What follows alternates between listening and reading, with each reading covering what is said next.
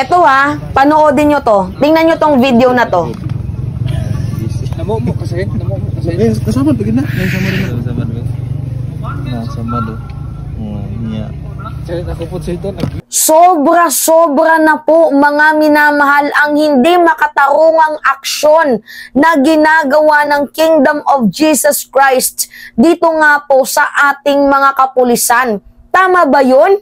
Na KOJC yung pangalan nyo, Kingdom of Jesus Christ, tapos gumagawa kayo ng kasamaan, naghahasik kayo ng kasamaan. Mukhang hindi naman akma yung KOJC na pangalan ninyo sa inyong ginagawa, tumataliwas. So as of the moment nga po mga minamahal, 6 na po na mga kapulisan ngayon ang mga sugatan dahil nga po sa napakainit na tensyon dito nga po sa pagitan ng Kingdom of Jesus Christ at dito sa ating mga kapulisan na sinusunod lamang po ang ordinansa, ang order po ng ating pamahalaan. Pero saludo pa din po ako mga minamahal dito sa ating mga kapulisan na kahit sila po ay nasasaktan, kahit sila po ay ginigipit, iniipit, at kung ano-ano mga masasakit na salita, binabato, lahat-lahat na po ginagawa sa kanila ngayon ng KOJC, nananatili pa rin pong mataas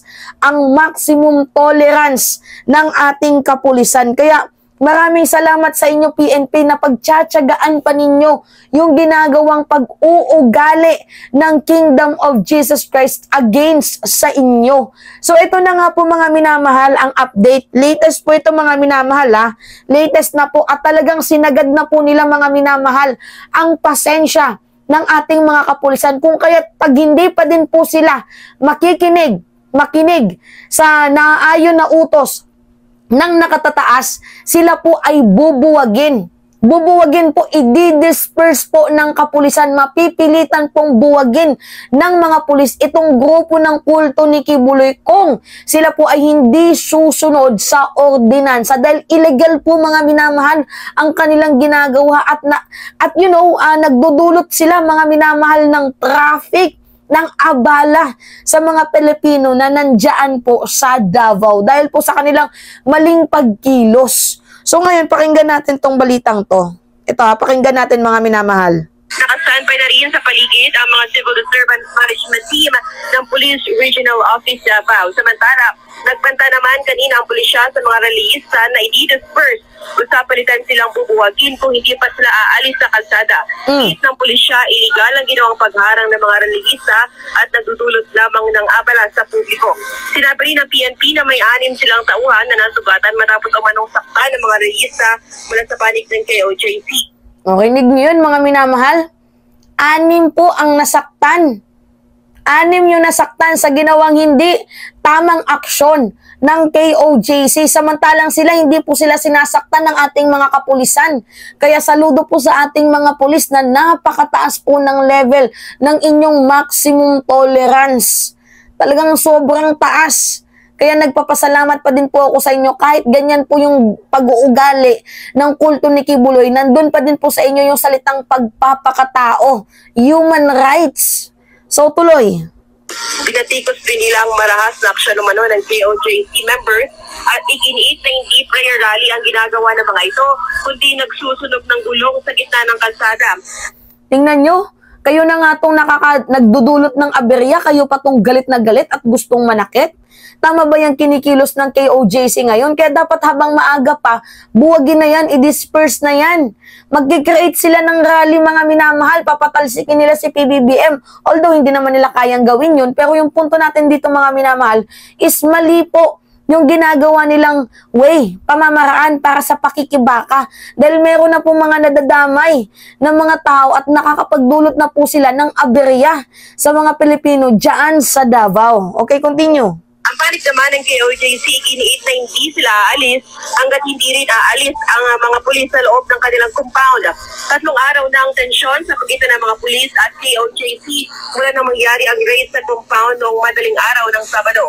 Ayon kay Pier 11 Director, Police Brigadier General Nicolas Torre III, natukoy na nila ang posibleng kinaroroonan umano ni Kibuloy sa compound dahil sa ginagamit nilang underground radar. Sinasabing nasa underground bunker si Kibuloy, ngunit hinahanap pa nila ang entrance nito. Samantala, nagpaalala naman ang Commission on Human Rights sa mga pulis na pairali ng maximum tolerance at tiyakin ang kaligtasan ng lahat, lalo na ang mga bata.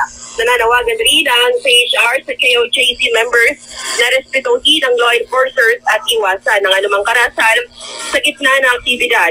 Aga hindi pa tiyak kung hanggang kailan ang rally ng KOJC, lalo na ngayong meron silang permit para magsagawa ng pagkilo sa tapat ng kanilang compound. Patuloy pa rin ang pagdating ng mga pulis para magbantay sa lugar at ongoing pa rin ngayon dito ang programa at prayer rally ng KOJC sa kabila ng mainit na panahon. And muna ating latest mula dito sa... Okay, yan. So makikita nyo naman sa balitang ipinakita ko sa inyo kung sino nga ba yung totoong nagpo-provoke ng gulo. Kung sino nga ba yung totoong gumagawa ng political harassment. Kung sino nga ba dito sa dalawang panig na to ang gumagawa ng hindi tama. At kitang-kita nyo naman mga minamahal, yung kulto na naman po ni Kibuloy, strike na naman po. Mga minamahal, sobrang strike na po, sobrang red flag ng Kingdom of Jesus Christ. I don't know kung ano yung napasok sa isip ng mga to at pumapayag silang maging barrier, maging human shield ni Pastor Apollo Kibuloy na gayon man ay ginugutom naman sila.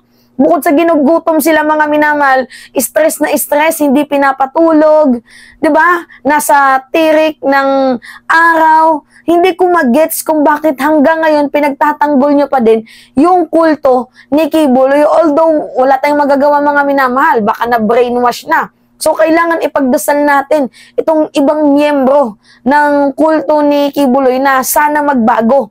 Diba kagaya ng ginagawa nga po ng ibang KOJC member na, tingnan nyo ngayon, nagbibigay na sila ng info dito nga po sa kinalalagyan ni Kibuloy. Recently nga po, diba may tumawag sa Philippine National Police na itong si Kibuloy ay maaaring nagtatago lang dyan sa tunnel. Talagang nagtatago dyan sa tunnel. Kumbaga ang hinahanap na lang natin dito is yung pintuan kung paano mapapasok, mabubuwag yung tunnel na pinagtataguan ni Kibuloy at kasama pa ng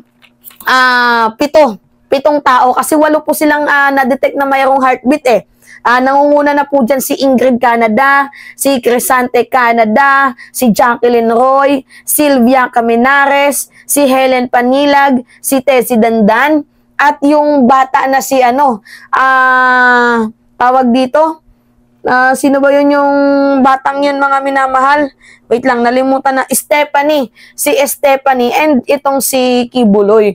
So, dapat mga minamahal, nakaantabay tayo kasi baka malay natin anytime soon ay mahuhuli na nga nila itong si Kibuloy nang sa gayon matapos na mga minamahal itong kaguluhan na to. Kasi kung nagpahuli ka na lang sana Kibuloy, hindi na po aabot sa ganito na merong nagkakasakitan between the both sa KOJC at dito sa Philippine National Police.